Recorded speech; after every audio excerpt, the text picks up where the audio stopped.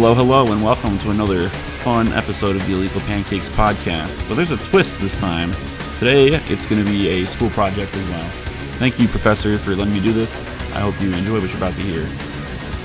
So before we get started, I just want to apologize. I did just get braces put on this week, so I can't open my mouth all the way. My mouth is in a lot of pain. I can't pronounce all of the words properly, so bear with me. Don't ever get braces during finals, by the way. So what we want to talk about today is Wired.com released an article called Doom Eternal is a Dizzying Catastrophe. Now this article was written by Julie Muncie. She does game reviews for Wired.com. And this one was actually released before the game came out, so she had a reviewer's copy, so she had access to the game before the rest of us. And unlike me and my co-host Connor, say hello Connor. Hello. She does not seem to be as big of a Doom Eternal fan as we are. Now, there's nothing wrong with disliking a game, especially when you're talking to two shills like us. But we kind of want to break down her review and talk about, is it legitimate? Are we just too nostalgia-driven that we just don't see any flaws with this game? Let's talk about it. So the first thing that she talks about is she talks about what Doom Eternal is, which we should probably mention as well. Doom Eternal, if you don't know, it's a video game that came out this year. It's by id Software. It is the fifth main installment in the Doom franchise. It is a sub-remake of the second game, which is called Doom 2 Hell on Earth. And it has sold over 3 million copies. It's been nominated for a lot of Game of the Year awards. Won none. It's been well received by everyone, but this article decides to have a bit of a different approach, and she talks about how that she didn't like the game. She has some problems with it. So we're going to kind of break down and talk about why she felt that way, if her complaints are valid, and whether or not it's a good review. So this is our review, or a deview, if you are so kind to that term. So the first complaint that she talks about is the story. She talks about how the story is not very good, which I think everyone can pretty much accept that the story for Doom Eternal is not very good. Doom Eternal has a very confusing and flustering story.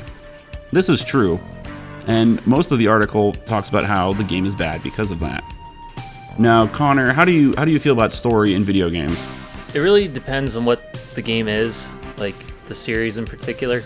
Like most of the games I like are usually not that heavy on story, like Doom, for example, and then the Castlevania series. While they might have like an overarching like plot or premise to them, it's usually not that intrusive, to say the least. Mm-hmm. So I agree with Connor on this, that for me personally, for a video game to be really good, it has to be a game. And I think some of my favorite video games are the ones that don't really have a plot, you know. Pong is an awesome game. What's the story of Pong? There is no story. Super Mario Brothers is probably the most famous video game of all time. You can find the biggest hardcore Nintendo fan, ask them the plot of any Mario game, and they'll be like, oh yeah bro, it's a plumber and he saves a princess. So for me personally, I don't think that if a video game has a bad story, it becomes a bad video game. That being said, there are some video games out there that when they focus too much on the story, it can be a bit of a problem. So there are story-driven video games out there, and a lot of them I think are good and they have good compelling stories. But if you're trying to create a story-driven video game and the story doesn't work, like the story doesn't really work in Doom Eternal, then the game starts to fall apart. But here's the thing with Doom Eternal. It's not trying to tell a story. Doom Eternal is, for the most part, trying to be a game. One of the developers for the original Doom back in 1993, John Carmack, actually I don't think the quote's actually from that year, but it's from him, worked on the original game. He had this to say about story in video games. Story in a game is like a story in a porn movie. It's expected to be there, but it's not that important. Pretty concise. So even from the very beginning of Doom's origins, story was always in the back burner, and it was almost treated as a joke in the original games that you go to hell, and then the exact quote is, because you are so badass, they let you go. Things like this are kind of what Doom is based around, and for the Doom fans, when you're going into a new game, you're kind of expecting that type of storytelling. Unless you're But Julie Muncie, on the other hand, seems a little upset by the fact that the story is not very well written. No, I was about to chime in. Like, I think a lot of fans of like the 2016 remake had much more of an investment in the story, because you'll see people quote like the Slayer's Testament and other stuff like that all the time. Like, get really hyped up about it, and it's like all the lore and stuff. You see a bunch of YouTube videos that get way too many views for just being speculative and stuff. And even in this article, she talks about how 2016 was this great story that was a social commentary on the problems of over corporations and stuff like that. But the thing is that if you actually play Doom 2016 like we have, in the very beginning of the game, like literally the first thing that happens is a computer screen gets up in your face and it starts to do an exposition spout, and the main character takes the computer and punches it in the face and breaks it. That right there is put in there on purpose to let you know, hey, there is a story, but you're not supposed to care about it. All you're supposed to care about is ripping and tearing the demons. But unfortunately, like, it's not always that consistent with 2016. Like, there is like a moment in the next level where they like lock you in a room for like 3 minutes, and you get a bunch of like exposition dumped onto you, telling you why you got to go to this like refinery to go clear it out or whatnot. And 3 minutes might not seem like that long of a time. Like, 3 minutes might not seem like that long, but in like terms of Doom gameplay, that's it. Yeah. So the question is why do we think that she did nitpick so much on the story of Doom Eternal as opposed to focusing on the actual gameplay? Because when she talks about the gameplay in the article, it's only like one paragraph. She says, yeah, the gameplay is pretty good. It's a little bit more than it was in 2016, but it's hard to enjoy the gameplay when the story is so weird. So I have a couple theories on this, okay? First of all, she never makes any references to any of the other Doom games with the exception of Doom 2016. Right. Which leads me to believe that she's either unfamiliar or she has never played any of those games. So this is a review coming from a non-deep Doom fan like we are. So obviously her expectations are a little different, which I think is interesting. I think that's cool. The other thing is that, like we said before, this game was very overwhelmingly positive, and I think that when she played the game, the website, or at least she knew that that was going to be the norm, is that the internet was soon going to be flooded with all of these reviews saying that this is the game of the year and the best shooter of all time. And she had the idea to create a negative article that would be one that could stick out amongst the sea. It sticks out like a sore thumb, honestly. I mean, I think that we're cool for talking about this, but I've actually seen other people on YouTube bring up this exact same article and try to break it down. I haven't seen those videos, but I imagine they say the same stuff as us. So the thing is that should reviews be based around being unique, or do you think reviews should be an accurate review of the product? What do you think, Connor? Yes and no. Because I know, like, you should be objective with like certain things, like bugs, glitches, how well the game, like how the gameplay actually is, how the story is. But and that's interesting because she never does talk about bugs or glitches in the article. But like when I was playing through it, I got it. Yeah, when I was playing through it at launch, the game crashed on me like twice. Like there was plenty of glitches that were coming up, but she doesn't mention any of those. Yeah, but no, then I didn't mean to distract you. Oh no, it's fine.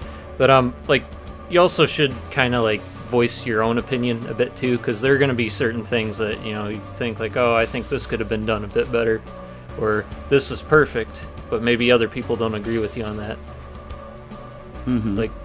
Like for me, like 2016 is a good example, like Doom 2016, because I was like, oh, it's a near perfect game. Here's what I liked about it, but here's like a bunch of stuff that I didn't. Like in reference to that one video I made, which I don't know.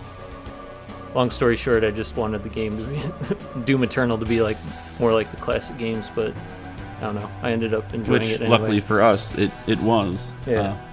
Going back to, I don't think she knew about the classic games because this game has so many references and things that are just straightly ripped from the original games that have been put in. And again, she never mentions any of that. So here's my next question for you, Connor. Do you consider this to be a valid review? Not really. Because it's, like for one, I mean, I don't mean to be that guy, but like she doesn't like assign it a numerical grade or anything, like to say, like or just to like give some perspective, like or like some relative way of like saying, oh hey, this is how good it is. Mm-hmm. But I mean, it's a weird article because it's like it's called "The Game is a Dizzying Catastrophe." So I mean, the word catastrophe generally brings in the idea of this is a really bad game, and then she just goes and nitpicks the story forever and talks about how it's just not as good as the other games, and then says pretty much nice things about it for the rest of it, but just says, yeah, this game is bad because it doesn't have a good story, and you can't really tell how bad she really means, you know? Yeah, and then she also like she does like bring up a couple like complaints about the gameplay, but she does not go into like detail at all with any of them. She just says, oh, there's just like some things that don't work out. That pretty much sums it up. Yeah. It's like, okay, explain. So I agree with all the points you brought up, Connor, but I'm going to say that I think this is a valid review of the game because, I mean, the stuff that she says about the story is true. It's big, it's dumb, and I love that, but I believe that that is something that's going to push away a lot of newcomers to the franchise. And if you are new to the Doom franchise, I would not recommend you start with Doom Eternal. I think that should be the last one you should go to. Yeah. So I think there is some truth in this, but I think overall this one doesn't work out super well for everyone just because it feels very much like it's been forced to be biased, and it feels it doesn't feel super, hang on, how do I put this? And it feels like the person reviewing it isn't an expert on the subject. So for Julie Muncie, if she's listening, which I don't think she is, I hope you continue to keep writing these articles. Like, this article doesn't make me mad at you or anything like that. It doesn't fill me with anger. But it is interesting to see how differing backgrounds and differing knowledges of the subject being reviewed can affect a review. Anything you want to add to that, Connor? No, not really. All right. Well, I think that wraps it up. So I guess we should give it a letter grade because we did not, what's it called? Because we complained about her not giving it a letter grade or a score. I think we should give her review a letter grade or a score. Okay. I'm going to give Doom Eternal as a dizzying catastrophe a 3 out of 5. Actually, that seems a little too nice. I'll give it a 2 out of 5. 2 out of 5, it's a dizzying catastrophe of a review. Oh, crap. I was going to give it a C-, which is like a 3 out of 5. All right, go ahead. Oh, no, wait a minute. No, that's a 60. That's a D-. Oh, there we go. Okay, so yeah. Hopefully we don't get a D- on this assignment. You mean you? Wink, wink, wink. Yeah, you. Well, thank you so much for listening. I hope you enjoyed. If you enjoyed what we talked about, we do talk about this stuff. I want to say every week, but we don't do it every week now. It's kind of whenever we come out of our hole and have spare time. Yeah, unfortunately. All right. Well, thank you so much. I'm Robbie, and we are out. Bye. Bye.